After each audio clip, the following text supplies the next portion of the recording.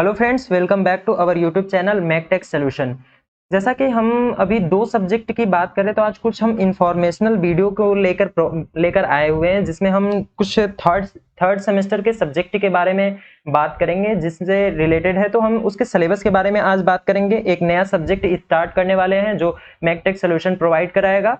तो नया सब्जेक्ट हमारा जो है थर्ड सेमेस्टर से रिलेटेड बेसिक थर्मोडायनेमिक्स है। हालांकि हमारे यहाँ जो पॉलिटेक्निक में चलते हैं वो थर्मल इंजीनियरिंग के नाम से चलता है, जिसमें हमारा तीनों सब्जेक्ट है। अगर हम इसके सिलेबस के डिस्कशन की बात करते हैं, जैसे देखिए तीसरे सब्जेक्ट को प्रोवाइड कराएंगे हम।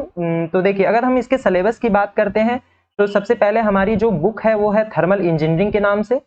थर्मल इंजीनियरिंग के नाम से तो अगर थर्मल इंजीनियरिंग की जब बात करते हैं हम पॉलिटेक्निक में, तो इसमें हमारी तीनों थर्मल आ जाती है। मींस कि इसमें बेसिक थर्मोडायनेमिक्स भी होती है, अप्लाइड थर्मोडायनेमिक्स भी होती है, प्लस इसके साथ साथ ही हमारा इसमें एचएमटी भी दिया होगा, आईसी इंजन भी दिया होगा, और उसके साथ हमारा पावर प्लांट इंजीनियरिंग पीपीई दिया होगा। बट हम अभी केवल एक ही सब्जेक्ट स्टार्ट करेंगे जिसमें हमारा केवल बेसिक थर्मोडायनेमिक्स होगा, क्योंकि हम आराम से देखिए आराम से पढ़ते हुए चलेंगे सब्जेक्ट को। हर सब्जेक्ट को डेढ़ महीने के हिसाब से देखेंगे, तो हाफ 40 डेज में हम एक सब्जेक्ट को कंप्लीट करेंगे। बट अगर हम बीटेक के हिसाब से यही देखते हैं तो हमारी इस सभी तीनों चार जो हमारे ये 4-5 सब्जेक्ट हैं ये अलग अलग एक सब्जेक्ट के नाम से आते हैं। अगर हम पॉलिटेक्निक में यही देखते हैं तो हमारा एक ही सब्जेक्ट में पूरा एक बुक बनाई है, उसमें पूरा है हमारा बेसिक, अप्लाइड, एचएमटी, आईसी और पीपीई। तो आइए बेसिक थर्मोडायनेमिक्स के सिलेबस को देखते हैं, फिर उसके बाद इसके लेक्चर को देखेंगे कि किस तरह से लेक्चर प्रोवाइड किया जाएगा। देखिए जब बेसिक थर्मोडायनेमिक्स के सिलेबस की बात करते हैं तो इसमें सबसे पहले हमें यह जानना जरूरी है कि बेसिक थर्मोडायनेमिक्स किसे कहते हैं, क्या होता है, इसके अंतर्गत क्या आता है। तो इसमें सबसे पहला एक चैप्टर आता है हमारा kinetic theory of gas, kinetic theory of gases. देखिए जब इस चैप्टर की बात करते हैं तो हम इसमें पढ़ेंगे कुछ टर्म्स हमारे एक आएंगे, जिसमें हम पढ़ेंगे गैस क्या है, हमारी गैसेस के बिहेवियर और उसके नेचर के बारे में बात करेंगे। प्लस इसमें हमारी 3 गैस आती है, जिसमें एक होता है हमारा रियल गैस, आइडियल गैस और परफेक्ट गैस। रियल, आइडियल और परफेक्ट गैस। इन तीनों गैस के बारे में जानेंगे कि ये चीजें क्या है, और इसके डिफरेंस करेंगे कि इसमें इन तीनों में अलग अलग क्या चीजें हैं, तो कैसे बनती है ये गैसें, उसके बारे में जानेंगे। और इससे रिलेटेड अगर हम काइनेटिक थ्योरी ऑफ गैसेस की बात करें तो थोड़ा सा इसमें अगर हम डीप जाते हैं तो हम यहाँ पे देखेंगे कि इनके बीच में ग्राफ कैसा बनता है, रियल, आइडियल और परफेक्ट गैस के बीच में ग्राफ कैसे बनता है उसके बारे में बात करेंगे।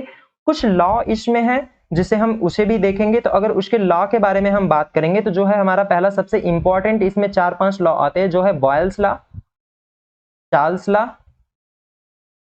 और एक हमारा अवोगाद्रो लॉ, और उसी में एक हमारा आता है गेलू-शॉक लॉ। प्लस इसी के साथ अगर हम बढ़ते हैं तो एक हमारा रेनॉल्ड्स लॉ आता है, जिसे हमें पढ़ना ज्यादा जरूरी नहीं है। तो इन 4 लॉ को पढ़ना काफी इंपॉर्टेंट है, जो हम इसको काइनेटिक थ्योरी ऑफ गैसेस में ही रखते हैं, क्योंकि इसी में हमारा टर्म्स में इसी चैप्टर में हमारा ये सब चीजें आ जाएंगी। ओके, तो इसमें एक लॉ के अगर हम बात कर लेते हैं, फिर उसके बाद हमारा आता है universal gas constant, universal gas constant जिसे हम आरयू बोलते हैं, इसके बारे में बात करेंगे। एक हमारा होता है characteristic gas constant, characteristic gas constant जिसे हम आर बोलते हैं, तो इसके बारे में बात करेंगे। और एक हमारा आता है स्पेसिफिक हीट के बारे में बात करेंगे, स्पेसिफिक हीट जिसे हम सी बोलते हैं।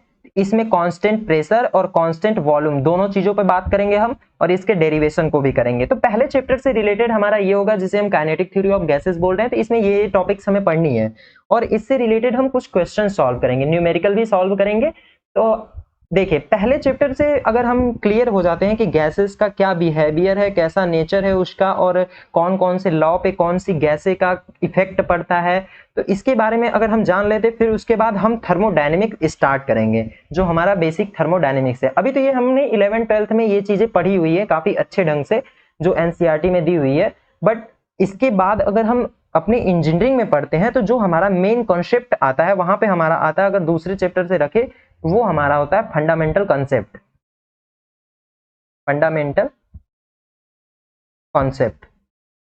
देखिए इस चैप्टर में हम क्या क्या चीजें पढ़ेंगे। सबसे इंपॉर्टेंट इस चैप्टर में आता है कि थर्मोडायनेमिक्स किसे कहते हैं हम, थर्मोडायनेमिक्स क्या होता है, प्लस सिस्टम के बारे में पढ़ेंगे कि थर्मोडायनेमिक सिस्टम क्या होती है, सराउंडिंग के बारे में पढ़ेंगे, बाउंड्री के बारे में पढ़ेंगे, इसमें यूनिवर्स के बारे में पढ़ेंगे इसमें। फिर उसके बाद कुछ टर्म्स इसमें निकल के आते हैं जिसमें हम थर्मोडायनेमिक स्टेट के बारे में भी पढ़ेंगे कि थर्मोडायनेमिक स्टेट क्या होता है। अब इतनी चीजें पढ़ने के बाद फिर हमारा एक चीज इसमें सबसे इंपॉर्टेंट आता है कि types of system, types of thermodynamic system, thermo system, जिसमें हम क्लोज सिस्टम पढ़ेंगे, ओपन सिस्टम पढ़ेंगे, एडियाबैटिक पढ़ेंगे, फिर उसके जिसमें एक हमारा आ जाएगा आइसोलेटेड सिस्टम, आइसोलेटेड सिस्टम। इन चार सिस्टम के बारे में हम बात करेंगे, इसमें देखेंगे कि क्या चीजें कैसे डिफरेंस है इन चारों चीजों में। फिर उसके बाद अगर हम टाइप्स ऑफ थर्मोडायनेमिक सिस्टम की बात कर लेते हैं तो इसमें कुछ प्रॉपर्टी आती है जिसमें हम फंडामेंटल कंसेप्ट में ही रहेंगे जो थर्मल की काफी बेसिक चीजें हैं। तो इसे जब तक क्लियर नहीं होगा तब तक आगे के चैप्टर पढ़ना या फिर अप्लाइड थर्मोडायनेमिक या पीपीएम पीपीई को पढ़ना, पावर प्लांट इंजीनियरिंग को पढ़ना काफी मुश्किल हो जाता है क्योंकि ये सब बेसिक टर्म्स हैं। तो इसे काफी अच्छे से हम पढ़ेंगे, जिसमें हम अगर प्रॉपर्टी की बात करते हैं, प्रॉपर्टी ऑफ सिस्टम की बात करते हैं, तो सबसे पहले इसमें देखते हैं कि क्या चीज है। जैसे हमारा होमोजीनियस सिस्टम और हेट्रोजीनियस सिस्टम, ये सब चीजें भी पढ़ेंगे। एडियाबैटिक सिस्टम, होमोजीनियस हेट्रोजीनियस के बाद हम माइक्रोस्कोपिक अप्रोच को भी पढ़ेंगे और मैक्रोस्कोपिक अप्रोच को भी इसी चैप्टर में पढ़ेंगे। और प्रॉपर्टी की जब बात करते हैं हम इसमें, तो उसमें हमारा एक आ जाता है टेम्परेचर, देखेंगे कि हमारी थर्मोडायनेमिक प्रॉपर्टी किसे बोलते हैं और कब प्रॉपर्टी वो नहीं होती है। तो हम इसमें टेम्परेचर की बात करेंगे, प्रेशर की बात करेंगे, ये भी देखेंगे कि क्यों हम इसे टेम्परेचर, प्रेशर, वॉल्यूम, ये सब चीजों को हम क्यों थर्मोडायनेमिक प्रॉपर्टी बोल रहे हैं, क्यों हम इसे कह रहे हैं, इसे इस कैटेगरी में रख रहे हैं कि ये थर्मोडायनेमिक प्रॉपर्टी है। तो इसके बारे में भी बात करेंगे। वॉल्यूम हो गया हमारा, इंटरनल एनर्जी की बात करेंगे हम यहाँ पे, और एक लास्ट हमारा इंथैल्पी की बात करेंगे। इन सभी चीजों पर भी हम बात करेंगे यहाँ पे। और इसके बाद अगर लास्ट हम इसमें देखें तो हमारा एक लॉ इसी में आ जाता है जो कि जीरोथ लॉ बोलते हैं, जीरोथ लॉ, जहां पे हम टेम्परेचर पढ़ने के बाद जीरोथ लॉ के बारे में बात करेंगे, काफी अच्छे से डिस्कस करेंगे यहाँ पे, ठीक है। तो सेकेंड चैप्टर में फंडामेंटल कंसेप्ट में हमारा इतनी टॉपिक्स रहेंगी, और फर्स्ट चैप्टर में हमारा जो बेसिक रहेगा गैस से रिलेटेड उसके बारे में बात करेंगे, प्लस उसके ग्राफ के बारे में भी बात करेंगे। अगर इसी में हम तीसरा चैप्टर की बात करते हैं तो थर्ड चैप्टर हमारा आ जाता है इसमें थर्मोडायनेमिक प्रोसेस। अब देखिए, हमने थर्मोडायनेमिक की बात कर ली, तो थर्मोडायनेमिक प्रोसेस की बात करेंगे। थर्मोडायनेमिक प्रोसेस में जहां पे हम वर्क वगैरह की बात करेंगे, यहाँ पे वर्क, हीट, इंटरनल एनर्जी निकालना, किस प्रोसेस से क्या क्या चीजें निकालते हैं उसके बारे में बात करेंगे। तो इसमें एक टॉपिक्स हमारी आ जाती है, अगर प्रोसेस की बात करते हैं तो इसमें हमारे लगभग 5 या 6 प्रोसेस होते हैं। पहला प्रोसेस हमारा आता है आइसोकोरिक, फिर उसके बाद हमारा आ जाएगा आइसोबारिक, फिर इसी में तीसरा हमारा आता है आइसोथर्मल, फिर उसी में चौथा हमारा आता है एडियाबैटिक, फिर एक इसी में आता है पांचवा पॉलीट्रॉपिक। यहाँ पे सब, इसमें सब पे डिस्कस करेंगे हम, आराम से अच्छे तरीके से करते चलेंगे। और इसी में हमारा अगर और भी बात करते हैं तो एक आता है हमारा थ्रॉटलिंग प्रोसेस, काफी इंपॉर्टेंट है थ्रॉटलिंग प्रोसेस। और एक आता है इसी में free expansion process, free expansion process. इस 7 प्रोसेस के बारे में बात करेंगे जिसमें हम हीट का कैलकुलेशन, हीट, वर्क और इंटरनल एनर्जी का कैलकुलेशन देखेंगे कि यहाँ पे कैसे डिराइव करते हैं, कैसे हीट, कहाँ पे हीट की वैल्यू क्या होती है, कहाँ पे हीट की वैल्यू 0 होती है, कहाँ वर्क डन 0 होता है, कहाँ इंटरनल एनर्जी 0 होती है, इसके बारे में बात करेंगे। और अगर इसी में हम देखें तो एक लॉ हमारा और आ जाता है जूल्स लॉ, जूल्स लॉ के बारे में भी हम इसी में बात कर लेंगे। जब हम थ्रॉटलिंग प्रोसेस पढ़ेंगे तब हम जूल्स लॉ की बात कर सकते हैं, या फिर पहले भी हम आइसोथर्मल प्रोसेस पढ़ेंगे तब भी जूल्स लॉ के बारे में बात कर सकते हैं। तो इस चैप्टर में हमें इतने प्रोसेस पढ़ने हैं, लगभग 7 या 8 प्रोसेस पढ़ने हैं। और अगर हम नेक्स्ट चैप्टर की अगर आप बात करते हैं हम, तो हमारे पास एक चैप्टर और निकल के आता है यहाँ से, law of perfect gases, perfect gases. देखिए अगर इस चैप्टर की अगर हम बात करते हैं तो यहाँ पे हमें काफी इंपॉर्टेंट टर्म मिलेंगे, जहाँ पे सभी लॉ के बारे में बात करेंगे। क्योंकि पहले देखिए पहले वाले में हमने टेम्परेचर की बात की थी जो हमारा दूसरे चैप्टर में था, इसलिए हमने वहां जीरोथ लॉ रख दिया था, क्योंकि जीरोथ लॉ जो है हमारा जीरोथ लॉ जो है वो टेम्परेचर से रिलेटेड है, इसलिए हमने उसको पहले कैटेगरी में रख दिया टेम्परेचर के साथ। और अगर इस लॉ की बात करेंगे, यहाँ पे परफेक्ट गैसेस के लॉ के बारे में बात करेंगे, तो हमारा यहाँ पे फर्स्ट लॉ आ जाएगा, सेकेंड लॉ आ जाएगा और थर्ड लॉ आ जाएगा, क्योंकि अभी तक हमने इतने लॉ पढ़े हैं इसमें। और इसी से रिलेटेड अगर हम इसमें देखें तो हमारे पास एक टर्म्स निकल अलग अलग टर्म्स निकल के आते हैं, जिसमें फर्स्ट सेकंड थर्ड लॉ से रिलेटेड हमारा परपेचुअल मोशन मशीन आती है, जिसमें ppm 1 पढ़ेंगे और ppm 2 और ppm 3 पढ़ेंगे। इन तीनों चीज के बारे में पढ़ेंगे। यहाँ पे ही हम हीट एंड वर्क के बारे में पढ़ेंगे कि हीट एंड वर्क में डिफरेंस क्या है, तभी हम ppm 1 और ppm 2 के बारे में पढ़ सकते हैं। और इसी टॉपिक में, इसी चैप्टर में हम अगर सेकेंड लॉ पढ़ने के बाद सेकेंड लॉ में हम केल्विन प्लांक स्टेटमेंट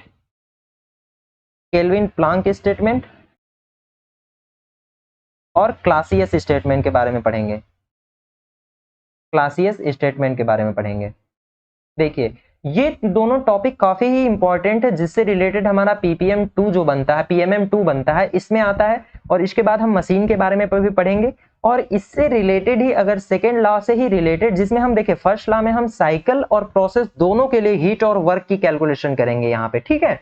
तो अगर फर्स्ट लॉ पढ़ ले रहे हैं तो फिर उसके बाद सेकेंड लॉ में हम केल्विन प्लांक क्लासियस स्टेटमेंट पढ़ने के बाद हम एक पढ़ेंगे यहाँ पे स्टडी फ्लो एनर्जी इक्वेशन, काफी ही इंपॉर्टेंट है, इसकी कैलकुलेशन भी करेंगे और इससे रिलेटेड कुछ क्वेश्चंस को भी सॉल्व करेंगे। तो इसको भी काफी अच्छे से एक लेक्चर में प्रोवाइड कराया जाएगा, जिससे काफी अच्छे ढंग से हम समझेंगे इसमें हीट एंड इंटरनल एनर्जी और काइनेटिक एनर्जी का जो रिलेशन होता है यहाँ पे, पोटेंशियल, काइनेटिक और जो हेड होता है उसमें सब कुछ के बारे में हम इसमें बात करेंगे कि कैसे होता है स्टडी फ्लो एनर्जी इक्वेशन, कब बोलते हैं।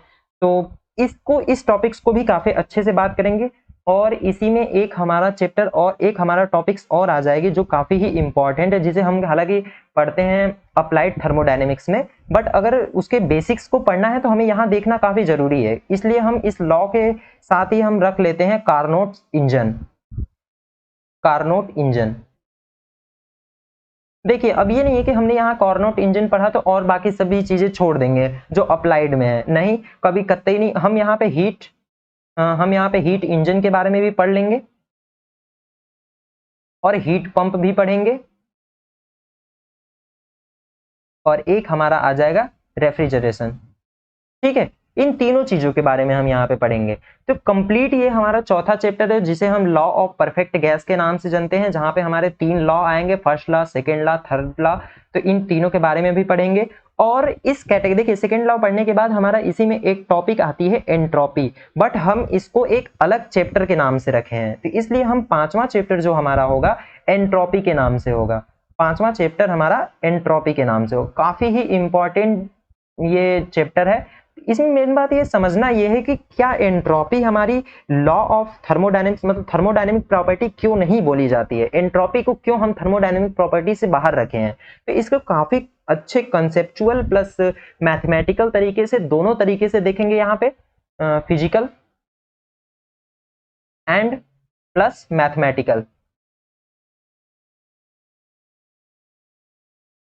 दोनों तरीके से हम इसको समझेंगे। पहले हम इसको मैथमेटिकल तरीके से प्रूव करेंगे कि एंट्रोपी क्या चीज है, फिर उसके बाद हम फिजिकल तरीके से कॉन्सेप्ट को, जैसे फॉर्मूला वगैरह लगा के हम तो मैथमेटिकल सॉल्व कर लेंगे इसको, बट फिजिकल अगर इसका मतलब ये है कि हम डिफिनीशन के हिसाब से, एग्जाम्पल के हिसाब से ये समझेंगे कि एंट्रोपी वाकई में जो हमने मैथमेटिकल प्रूव किया है क्या वो ऐसा है। तो इसके बारे में हम काफी अच्छे से, इसलिए हमने एक इसको चैप्टर के कैटेगरी में रख दिया। देखिए ये काफी इजी चैप्टर है, बट इसमें ये है कि कंसेप्चुअल काफी ज्यादा है, इस वजह से इसको समझना काफी ही प्रॉब्लम होती है, इस चैप्टर को समझना काफी प्रॉब्लम होती है। हालांकि पॉलिटेक्निक के लिए काफी कम है, थोड़ा बहुत फॉर्मूला है जिसमें हम डेल क्यू अपॉन टी निकाल देते हैं, तो वही है कि क्या ये reversible process, non reversible process के लिए इतने ही बात करते हैं। बट अगर हम इसे थोड़ा सा और अच्छे ढंग से समझेंगे कि क्या वाकई में एंट्रोपी हमारी थर्मोडायनेमिक प्रॉपर्टी क्यों नहीं है, इसके बारे में भी हम समझेंगे। ओके, तो इसे हम एक नए चैप्टर में रख दिए हैं। इसी के साथ हमारा एक चैप्टर और है जो लास्ट है,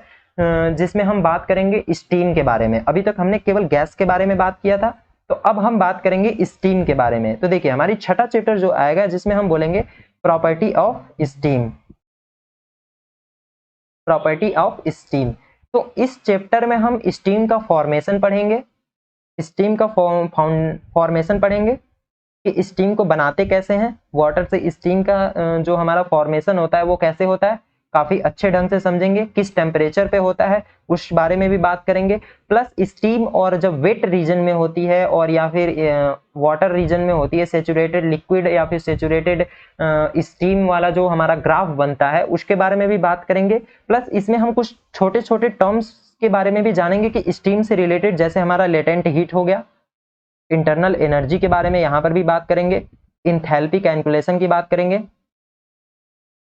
इंथैल्पी कैलकुलेशन की बात करेंगे। और एक हमारा सबसे ही इंपॉर्टेंट जो स्टीम है, आगे चल के हमें अप्लाइड थर्मोडायनेमिक्स या फिर पावर प्लांट इंजीनियरिंग पढ़ना है, उसके लिए सबसे एक इंपॉर्टेंट डायग्राम आता है जिसे हम बोलते हैं मोलियर डायग्राम, मोलियर डायग्राम।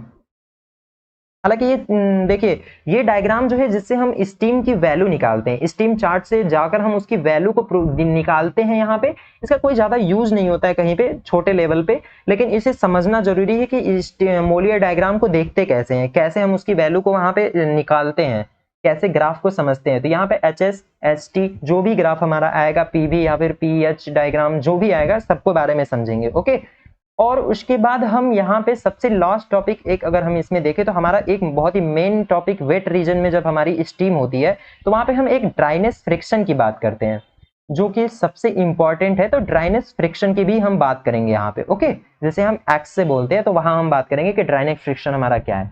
तो ये हमारा कंप्लीट बेसिक थर्मोडायनेमिक्स का सिलेबस है जिसे हम आराम से धीरे धीरे कंसेप्चुअल प्लस न्यूमेरिकल के साथ धीरे धीरे इसे करते चलेंगे। हालांकि ये ज्यादा बड़ा देखने में लग रहा है बड़ा है, बट इसे हम लगभग कोशिश करेंगे कि 1 महीने से 1.5 महीने के अंदर पूरे सिलेबस को कंप्लीट किया जाए। फिर उसके बाद जल्द से जल्द हम अप्लाइड थर्मोडायनेमिक्स जिसमें हम IC इंजन और कुछ गैसेस रिलेटेड जैसे बॉयलर हो गया, टरबाइन हो गया, gas turbine, steam turbine, boiler, HMT, ये सब चैप्टर जो बचे हैं थोड़े थोड़े उसके बारे में हम अगले नेक्स्ट मंथ से स्टार्ट कर देंगे। तो 2 मंथ में हम पूरे थर्मल इंजीनियरिंग को कंप्लीट करेंगे। ओके, तो आज की इस इंफॉर्मेशनल वीडियो के लिए सिलेबस डिस्कशन में बस इतना ही।